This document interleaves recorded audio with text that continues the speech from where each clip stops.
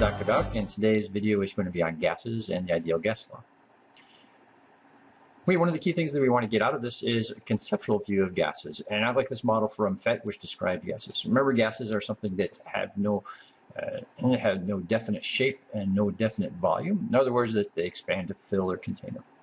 As I put a little bit of gas into this chamber here from this FET simulation, you can see that's being simulated, so we have these gas molecules, blue balls that flow throughout the chamber, spread to and take up the entire space. And this is the concept that we want to have for gases. We want to have this concept that there are these balls, like marbles or billiard balls, that are floating around, and they're not interacting with each other, they're bouncing around, and the gases themselves don't have anything particularly special about them, that we can think of them just as billiard balls. And this is the core concept behind this idea of the kinetic molecular theory of gases. So the five postulates are that gases are small particles, but they obey Newton's laws. So they still have momentum, they still have velocity, they'll have kinetic energy, which is going to be important.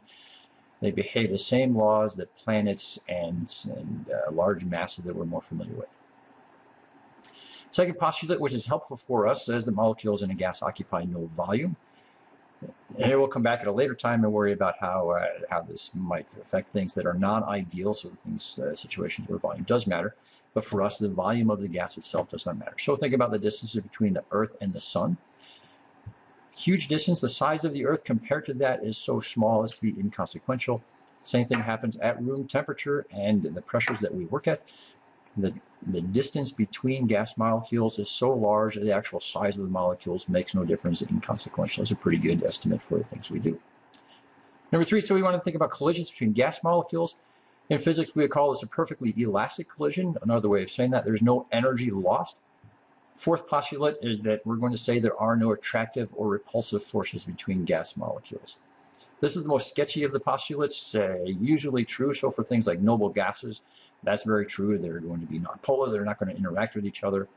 When we get to non-ideal gases, this is going to be one of the things that we'll worry about. But for our purposes today, we assume there is no interaction that's going to happen there outside of the perfectly elastic collisions. And lastly, and in my mind, one of the more important postulates is that temperature is directly related to kinetic energy of the gas molecule. Okay, in gases, there are going to be four factors that we're going to worry about. We're going to worry about temperature, pressure, volume, and the amount of gas. I'm not going to talk about volume and amount of gas, so you should be comfortable with the ideas of liters and what that represents, just space. And the number of gas, we spend a great deal of time talking about the moles and how we can count molecules of something. And here we're just going to use moles to represent our amount of gas. So let's take a look at temperature. So if I have some gas molecules floating around, and I increase the temperature, my kinetic molecular postulate, the fifth one, says that there's a correlation between temperature and kinetic energy. And that's what we see here is I've increased the temperature up to 900 degrees Kelvin, that the gas molecules themselves are simulated to be moving more quickly. And as I cool them down, the gas molecules will slow. You may recall that kinetic energy is a product of mass and velocity. So the kinetic energy of the blue molecules, in this case a heavy species, is a product of how heavy they are and how fast they're going. If I have a light species, if I have a smaller molecule, it will have the same kinetic energy, but because it has a smaller mass, its velocity will be much larger. And so simulated here, you can see the red ones zooming around, smashing into the blue ones more frequently. The blue ones continue to move more slowly because they have a larger mass. And this is the wonderful chaos of air that's happening in front of us right now. That we have very large air molecules, carbon dioxide, heavy air molecules moving around that have kinetic energy due to the temperature that they're at. And we have very small molecules, the hydrogens are flying around very fast, smashing into the carbon dioxide. And as with this wonderful chaos of things colliding in with each other. There's no interactions that are happening. It's not a reaction that's happening. They're not breaking any laws of physics. They're just behaving like bumper cars smashing into each other. You may notice on here that we have some of the blue molecules are moving a little bit faster than some of the other blue molecules, and some blue molecules are moving slower. Some red molecules are moving faster, some are moving slower. This is an important observation, and we'll call this the Maxwell-Boltzmann distribution. That when we look at a particular temperature, that does not mean that those molecules, every single one of those molecules is moving equally fast. We have a distribution. So anything in science that's, I guess, non-quantum is going to have a distribution. Here we're showing the distribution of speeds at the same temperature for 4 noble gases. And we'll see the very heavy noble gas xenon, it must have a slower velocity. And we observe that in this graph, that we have a slower velocity for xenon. We see the next larger noble gas, argon. We're going to have an average speed of some 300 to 400 meters per second. It's at room temperature.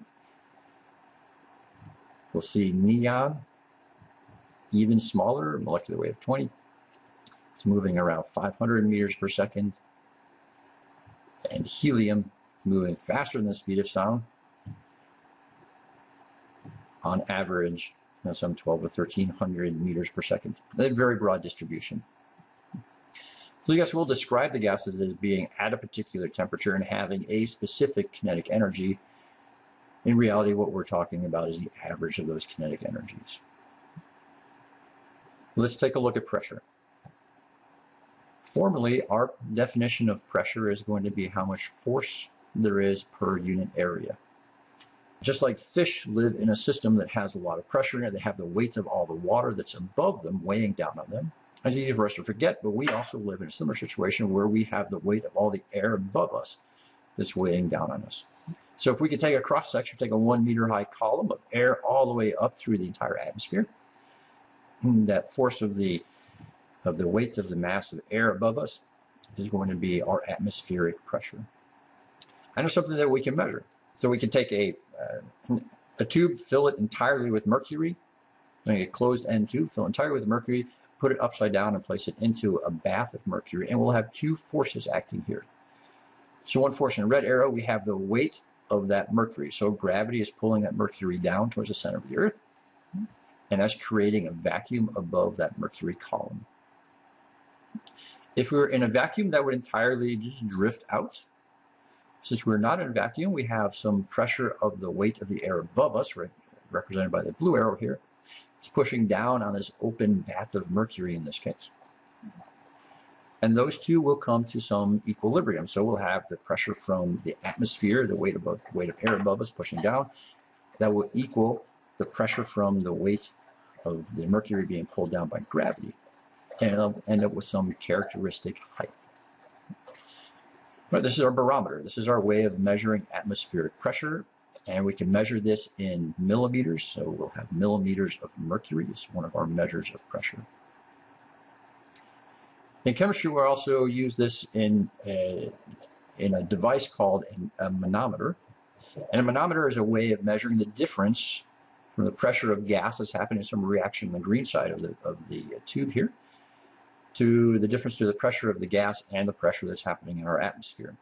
Again, we use mercury as our way to distinguish these two. So what happens when we do a reaction in this? We'll end up having some change in height due to a pressure difference.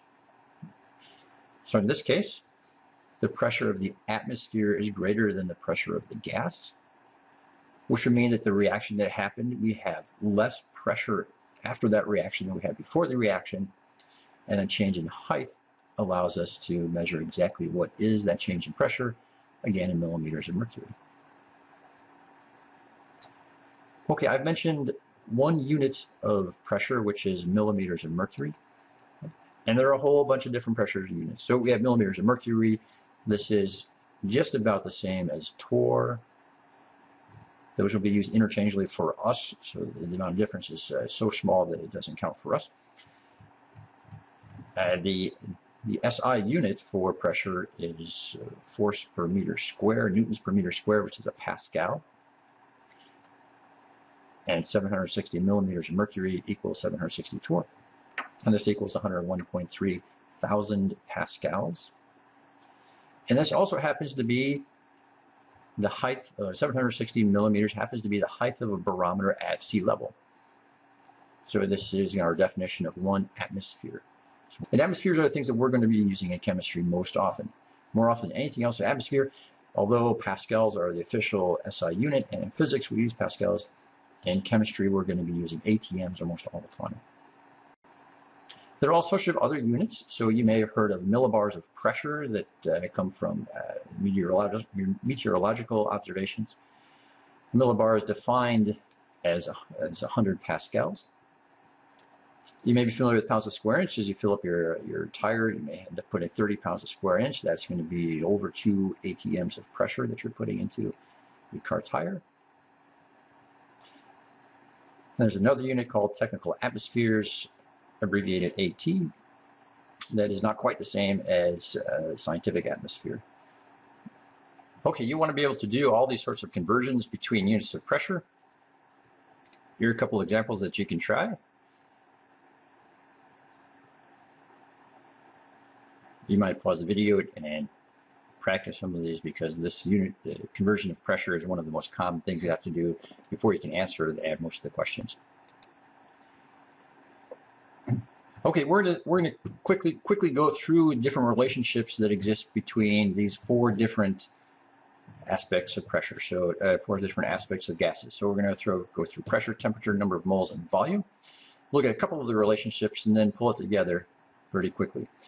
One of the primary things that we're going to do is we're going to be talking about direct relationships and inverse relationships. So if we look at something like pressure and volume, intuitively we know that if we increase the pressure, the volume will decrease, assuming everything else stays the same. And we can graph this out. We can graph out volume and pressure. So as the volume increases, the pressure decreases. And the curve on the left will get the graph on the left will get a curve. And the graph on the right, if we graph the pressure versus the volume versus 1 over the pressure, we'll end up with a straight line. So pressure and volume are inversely proportional. This is known as Boyles Law, that if we have a particular gas at a particular temperature and we don't change the number of moles, product of pressure times volume will equal some constant. Frequently we'll use this to say that pressure times the volume that we start with must equal the pressure times the volume that we end with. Charles' law states the volume and temperature are directly related. So, as you might predict, if we keep everything else the same, including pressure, if we increase the temperature, the volume will increase as well. This is represented as V over T equals some constant. And this will give us a direct relationship, the straight line on a volume and temperature graph. Someone looked at the volume and temperature for things, hypothetically, get to 0 volume. The temperature would be minus 273. And this is how they first identified absolute zero, by using gases and the relationship between volume and temperature to extrapolate down to where the volume would be 0. And Avogadro's law, the last law mentions, represents a relationship between volume and number of moles. And my question to you is, what graph would this look like? Well, we're going to combine all these together and we'll get the ideal gas law, PV equals nRT. R's are constant, so we have pressure times volume equals number of moles times temperature, and we've thrown in a constant there to make it all work out. I find one of the easier ways to think about this is to think about pressure times volume divided by number of moles and temperature. That equals some constant. And the beauty of this equation is that that constant is the same no matter what the gas is. Doesn't matter if we have helium or hydrogen gas or argon or krypton or some heavy gas. The mass of the gas doesn't matter. It only matters the number of moles, and they're all related by the same constant R. Okay. R is going to have a number of different values depending upon the units that you use. We're going to use primarily the top one, which is liters ATMs per mole Kelvin, and it'll have a value of 0.08206. And last thing to mention is that standard temperature and pressure for gases. So oftentimes we'll refer to a reaction happening at standard temperature and pressure. This is going to be 1 atm of pressure is 0 degrees Celsius. Note this is different from standard temperature of energy. When we talk about energy, the standard temperature is going to be 25 degrees or 298 Kelvin. In gases, standard temperature is 0 degrees. I'm sorry, that's just the way it is. Okay. So a lot of this is getting at how can we solve gas stoichiometry gas problems. So a few strategies. So first, check your units, and I try to match the units for R. Whichever value of R you're going to use, them, you have the units there.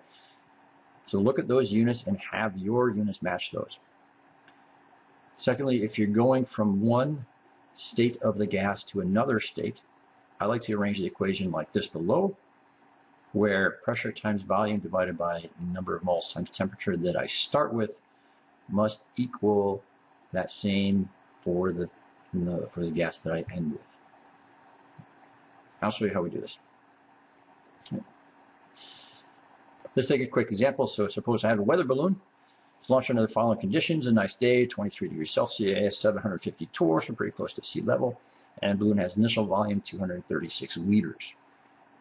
Question is, what would be the volume of the balloon when it reaches an altitude of 30,000 meters, so 3 times the size airplanes fly?